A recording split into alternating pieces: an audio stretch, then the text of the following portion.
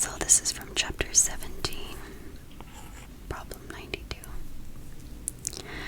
The uniform 150-pound beam is initially at rest when the forces are applied to the cables.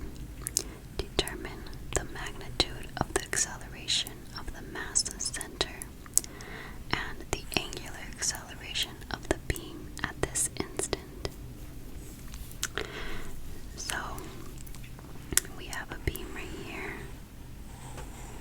It's initially at rest. It's just sitting on this surface right here. And then there's a force of 100 pounds applied to it. This one's going straight up, and then we have this other force B going at an angle of 60 degrees. And this one is 200 pounds, so it's double force A. And then we're also given the distance between the two forces. So, since they said that this is a uniform beam, that means that we're assuming this whole thing is uniform. So basically, or I guess we're not assuming it, it's already given, but we're going to say that its mass center is right here in the middle. I think that's in the middle. So maybe I should move it a little bit more right here. So I'm gonna call this G. Alright, so now that we kind of got an understanding of what's going on, let's go ahead and write down what we're given. Okay, so let's write given. So maybe I should zoom out a little bit. Okay.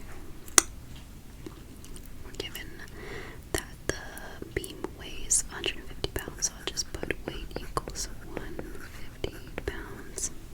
And then it's initially at rest. Oh my god, it's so ugly. Sorry. It's kind of hard to write sometimes with the setup that I have going on.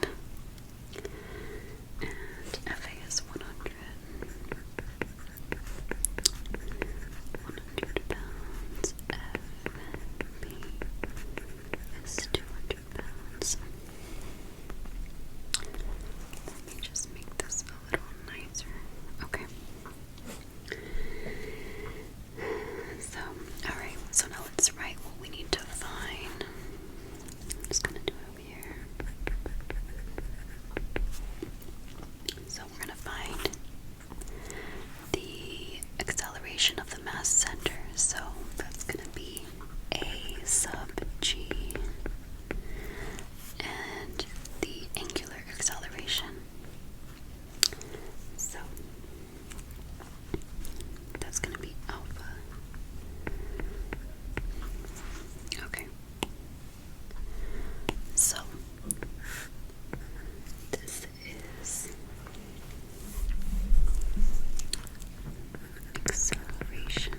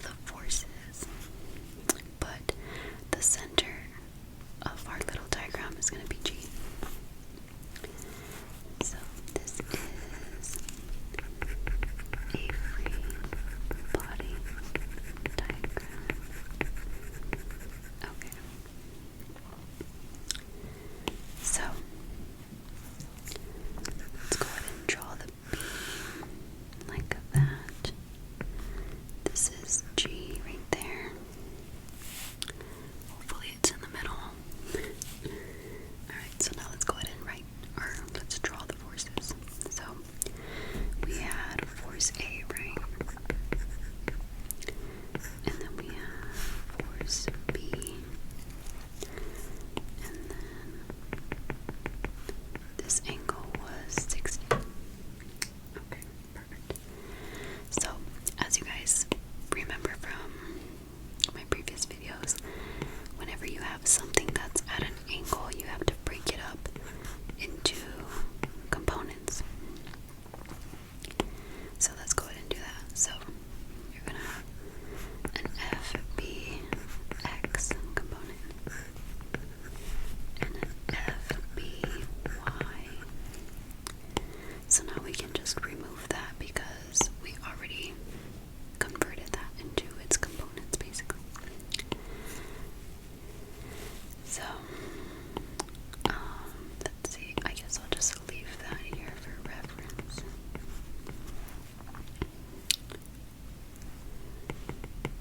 I don't know, just, so we can remember that that's where it originally was. Okay. Alright, so we also need to include the weight of the beam. So we're just gonna add that right here, right in the middle, because that's the mass center. So we're gonna add the weight. Okay, perfect. So now let's go ahead and also do a kinetic diagram at G.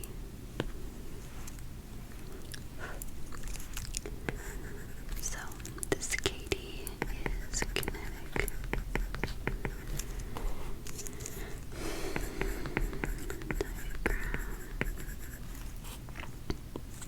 And kinetic diagram is basically going to demonstrate the motion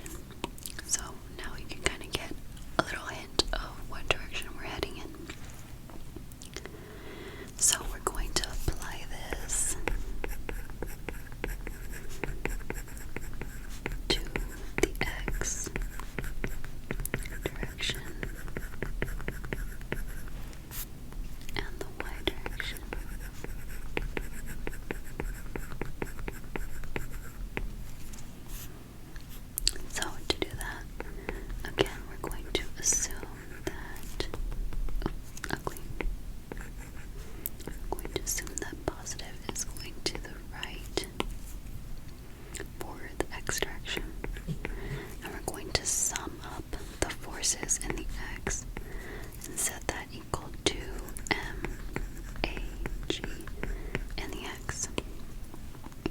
So remember, if you're working with an equation that's only dealing with the x direction,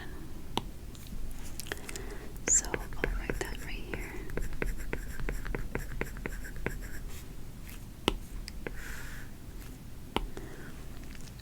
Then you're going to want to make sure you have that little symbol of what direction you're working in for every vector that you have. So here's one vector and here's another vector. We don't write it for mass because that's not a vector. So yeah, so we're going to have f sub x right here and then ag sub x, just to make sure that everything is matching. We know what direction we're working in. So let's go ahead and do that for the y direction.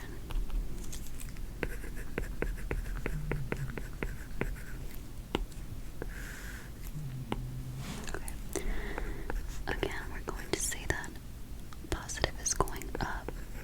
And we're going to sum up the forces in the y and set it equal to MAG y. Just like that. So we have two equations going on so far. So now let's go ahead and get all of the forces that are in the x direction. So if we take a look at our free body diagram, you can see that we only have this force going in the x direction. So let's do a little triangle to figure out if it's going to be a cosine or sine. So remember, every time you have an x or a y, you want to break up that component to get rid of the x and the y. So to do that, we're going to add the sine or cosine.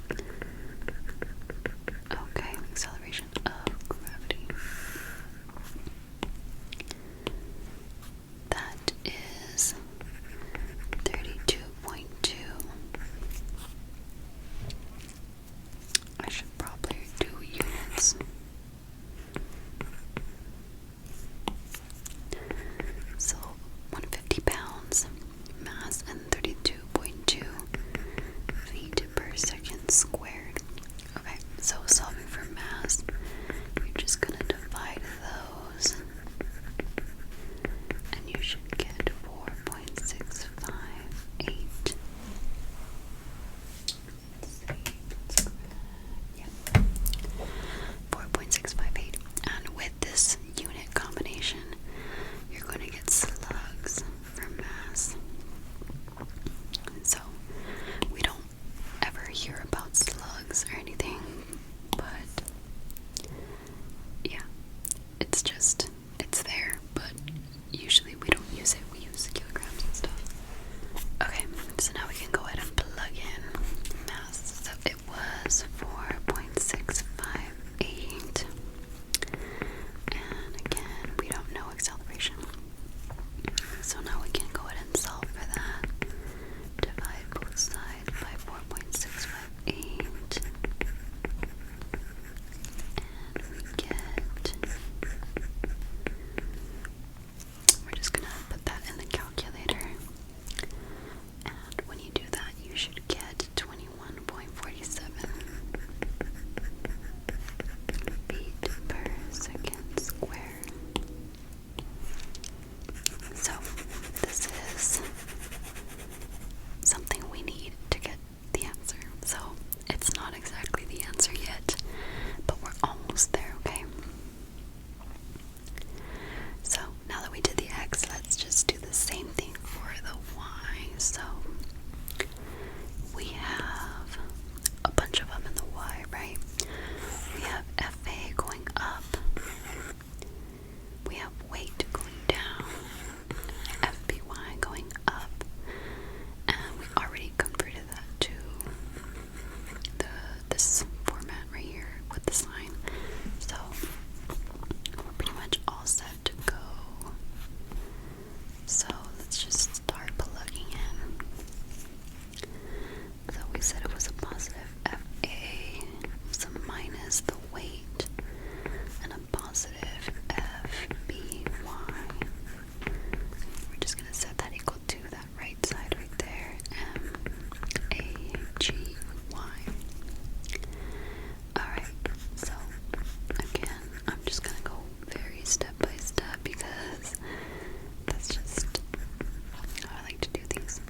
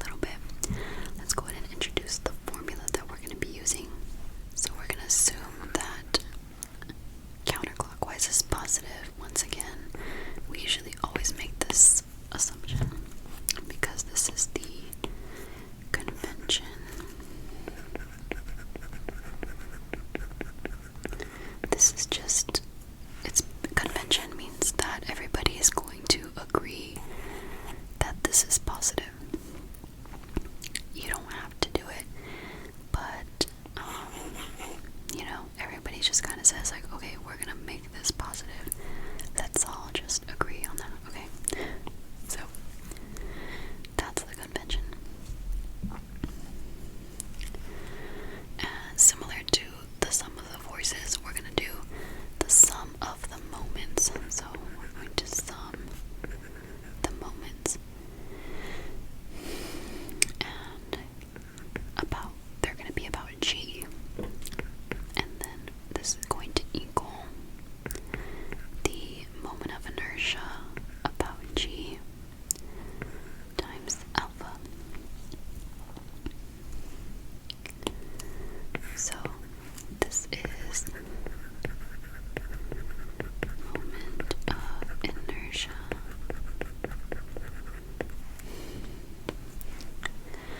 So depending on whatever shape you have, if you have a cylindrical rod or a sphere, whatever type of solid you have, it's going to have a different moment of inertia.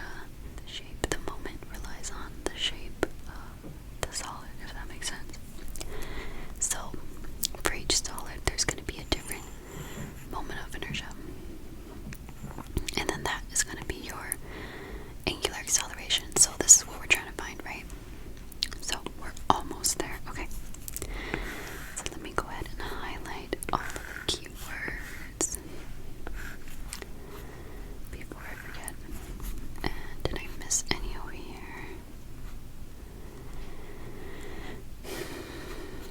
I don't think so, but what is this? Okay. I don't think I did. So, yeah, anyways, let's continue. So, on this side right here, on this side, we're going to apply this formula. And then on this side, we're going to use this. So, let's just do that. So, to find the moments, we're going to need a force and a distance. So, let's see, we didn't write the distances, but they're right here. So, let's see, so we could just say that this is 6 feet, and then this is another 6 feet, because the total is 12, and this is going to be directly in the middle. So, we're going to take a look at this force first. Remember, the formula is M equals force cross distance. Sorry, I had a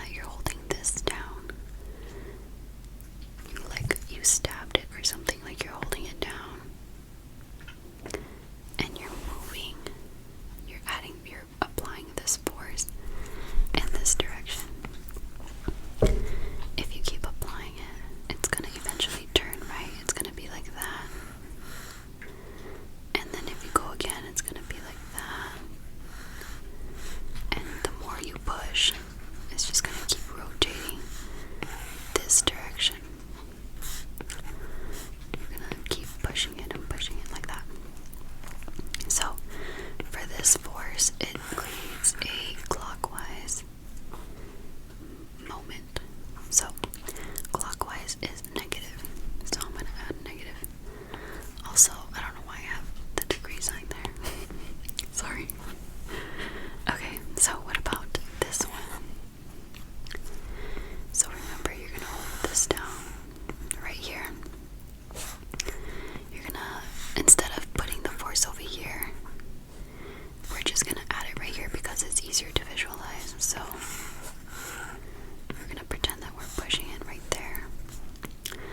And if we push it, it's going to turn like this. And then it's going to turn like that. And then so on and so forth. So it's going to be going counterclockwise, which means it's positive. So those are going to be the final numbers that we're going to use basically. So for this left side, it's going to be that 600, that negative 600, and then a positive 1039.2, 1039.2. Okay, so moment of inertia. So the moment of inertia for a what is it called? Rod, a uniform rod. It's just a formula that you have to know. Well, you don't have to know, you could look it up actually, but it's basically this formula. So it's 1/12 mass times the length of the rod squared. So we're simply going to plug in this formula. So 1/12 mass was 4.658. Length of the rod was 12 feet. And then we gotta square that, and then we're gonna multiply it by alpha. So this is what we're trying to find, okay? So on this side we should get a positive 439.23, and then over here, did I simplify it already? Let's see. Yeah, I did. Okay, so that's a 55.9 alpha. So I hope you guys don't mind me saving some time by just jumping to the answer already. Yeah, okay, or else this video would be way too long. Okay, so now we're just going to divide by 55.9 to solve for alpha. So doing so, we should get 7.857 radians per second square. So these are the units for angular acceleration.